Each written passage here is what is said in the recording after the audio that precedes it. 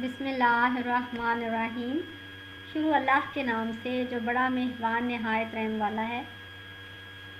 ہم introduction to biology 9th class کی biology کا پہلا چیپٹر کر رہے ہیں، اور آج ہم اس میں بایولوجی پڑھنے والا کون سے پروفیشن اختیار کر سکتا ہے اس کے بارے میں بات کریں گے۔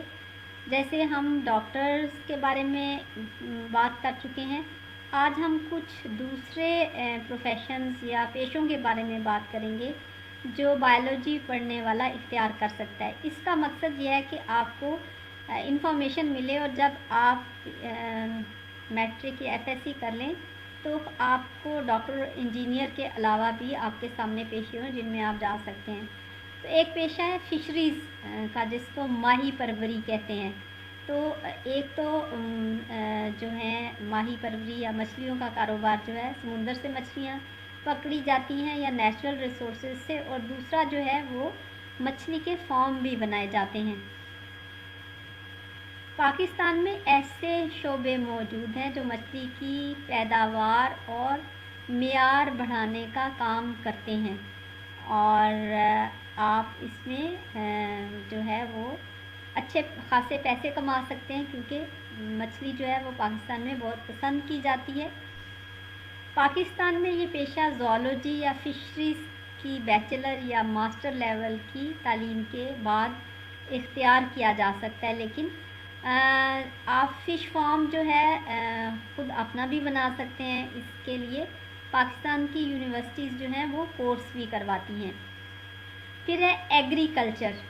ایگریکلچر آپ کو پتہ ہے زراعت کو کہتے ہیں، جس میں ہمارے ذہن میں پرانا کھیتی باڑی کا ہے کہ ایک فارمر ہوتا ہے کسان میں، جس کے پاس پھٹے پرانے کپڑے ہوتے ہیں اور وہ اپنے ہاتھ سے سارا کام کرتا ہے، لیکن آج کل ماڈرن ایج میں وہ سی فارمنگ کا کام مشینوں سے کیا جاتا ہے، اور یہ پیشہ غذائی فصلوں اور ان جانوروں سے متعلق ہے جو خوراک کے ذرائع ہیں۔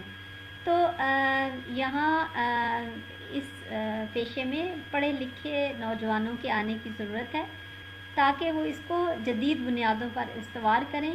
ایک زرعی ماہر فصلوں مثلاً گندم، چاول، مکئی وغیرہ اور جانوروں بھینس گائے وغیرہ کی پیداوار میں بہتری کے لیے تحقیق کرتا ہے، اور وہ تحقیق کر کے کسانوں کو مشورے دیتا ہے، کیونکہ آج کل ایسے بیج آ گئے ہیں جس سے پر ایکڑ پیداوار زیادہ ہوتی ہے، اور آپ تھوڑی جگہ پہ بھی بے موسمی سبزیاں بھی کاشت کر سکتے ہیں یا فصلیں لے سکتے ہیں، جیسے جس کو ٹنل فارمنگ کہتے ہیں۔ آپ ایک ٹنل بناتے ہیں جو کورڈ ہوتی ہے، اس میں آپ اپنی مرضی کا ٹیمپریچر کر کے ہر موسم کی جو فصل ہے وہ کاشت کر سکتے ہیں۔ پھر اسی طرح جہاں پہ پانی کا مسئلہ ہے وہاں پہ ٹیوب اریگیشن سسٹم ہے کہ جو پانی کو ضائع ہونے سے بچاتا ہے، اور صرف ٹیوبز ہوتی ہیں جن میں پانی پودوں کے بیچ میں سے گزارا جاتا ہے، اور اس کی وجہ سے کم پانی سے زیادہ فصلیں اگائی جا سکتی ہیں۔ پھر ایک اور ماڈرن طریقہ ہے جس کو ہائیڈروپونک کہتے ہیں، جس میں مٹی کے بغیر فصلیں اگائی جاتی ہیں۔ پائپس ہوتے ہیں جن میں تھوڑے تھوڑے فاصلے کے بعد پودے لگائے جاتے ہیں، اور ان میں پانی اور پانی کے اندر جو پودوں کی خوراک ہے وہ مکس کی جاتی ہے، اور اس کو جو ہے وہ پی ایچ اور کھاد کو مانیٹر کیا جاتا ہے۔ تو پاکستان میں کئی یونیورسٹیز ہائر سیکنڈری تعلیم بایولوجی کے بعد ایگریکلچر پر پیشہ ورانہ کورسز کرواتی ہیں، جیسے ہمارے پاس فیصل آباد میں یونیورسٹی ہے، ہمارے پاس آزاد کشمیر میں ایگریکلچر یونیورسٹی ہے، راولپنڈی میں یونیورسٹی ہے۔ پھر اینیمل ہسبینڈری، علم حیوانیات، جس میں جو جانور ہیں جو یہ بھی ایگریکلچر سے ریلیٹڈ ہے، لیکن اس میں زیادہ پیداوار جو ہے وہ جانوروں کی جاتی ہے۔ یہ ایگریکلچر کی ایک شاخ ہے جس میں پالتو جانور بھیڑ، گائے، بھینس وغیرہ کی حفاظت اور نسل کشی کی جاتی ہے۔ اب مثلاً جیسے عام طور پہ ایک مرغی سے 8-10 بچے پیدا ہوتے ہیں، لیکن اس میں ہیچریز ان کو کہتے ہیں۔ انکیوبیٹر میں بہت سارے انڈے رکھے جاتے ہیں، ایسا ان میں سسٹم ہوتا ہے کہ وہ ٹیمپریچر یا درجہ حرارت جو مرغی کے پروں میں ہوتا ہے وہی وہاں پہ پرووائڈ کیا جاتا ہے۔ ان انڈوں کو ہلایا بھی جاتا ہے، اور اس کے بعد 21 دن بعد انڈوں سے چوزے نکل آتے ہیں اور پھر جو پولٹری فارمنگ کا کاروبار کرتے ہیں وہ ان چوزوں کو لے کے پالتے ہیں۔ پھر ہارٹی کلچر ہے، اس کا تعلق باغبانی سے ہے۔ اس میں آپ نے دیکھا ہوگا پاکستان کے بڑے شہروں میں نرسریز بھی ہیں جہاں پہ بہت خوبصورت پھول اور پودے جو ہیں وہ فروخت ہوتے ہیں۔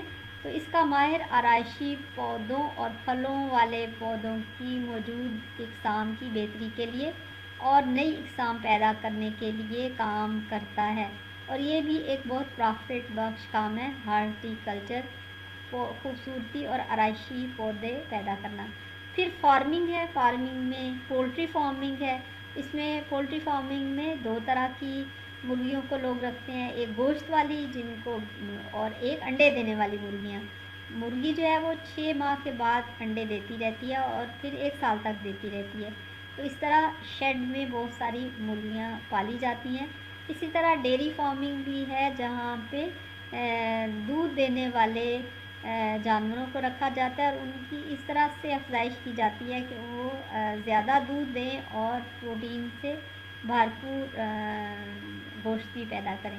پھر فروٹ فارمنگ ہے کہ آرچڈز یا باغات لگائے جاتے ہیں جن سے جو ہے وہ فروٹ حاصل کر کے پروفٹ کمایا جاتا ہے۔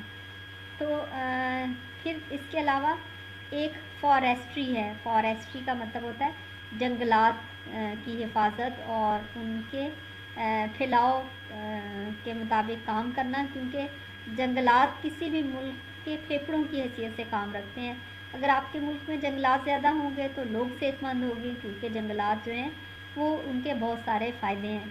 اب ایک اور جاپانی سائنسدان ہے جس کا نام میاواکی تھا، اس نے ایک نیا طریقہ دریافت کیا ہے جس میں آپ ایک ہی جگہ پہ 5 مختلف اقسام کے پودے جو ہیں وہ لگاتے ہیں اور 3 سال تک اس کو پانی دیتے ہیں، اور آپ 3 سال کے بعد آپ کو اس کی حفاظت یا اسے پانی وغیرہ دینے کی ضرورت نہیں پڑتی، اور اس میں جو جڑی بوٹیاں ہیں وہ بھی کم ہوتی ہیں۔ تو سب سے پہلے آپ سوائل پریپریشن کرتے ہیں، آپ ایک پرفوریٹر لیتے ہیں جیسے لکڑی کا برادہ ہے، پھر نرشمنٹ مٹیریل لیتے ہیں جیسے گوبر کی کھاد ہے، اور ایک واٹر ریٹینر لیتے ہیں جیسے عام مٹی ہے۔ آپ ان کو ایکول مقدار میں مکس کرتے ہیں اور پھر آپ 5 طرح کے پودے جو ہیں وہ ایک ہی جگہ پہ لگاتے ہیں۔ ایک تو وہ پودے اس علاقے کے نیٹو پودے ہونے چاہیے جو وہاں پہ عام طور پہ اگتے ہیں۔ ایک ٹال ٹری لگاتے ہیں، پھر آپ شربز لگاتے ہیں، پھر لو ٹریز لگاتے ہیں، اور پھر گراؤنڈ کور پلانٹس لگاتے ہیں۔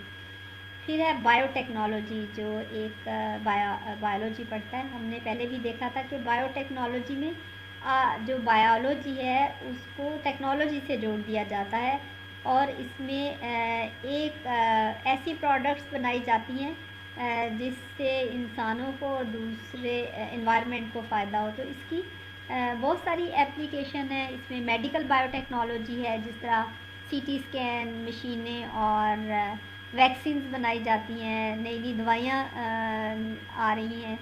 ایگریکلچر بائیو ٹیکنالوجی میں پلانٹ مختلف طریقے کے جو بیماریاں کو فائٹ کر سکتے ہیں، پھر فوڈ پروسیسنگ کے نئے طریقے کیمیکلز کے بغیر، اور پھر انوائرمنٹل بائیو ٹیکنالوجی ہے کہ جس میں بائیو فرمنٹیشن کے ذریعے کلین ایئر کی جائے، سولر انرجی ہے۔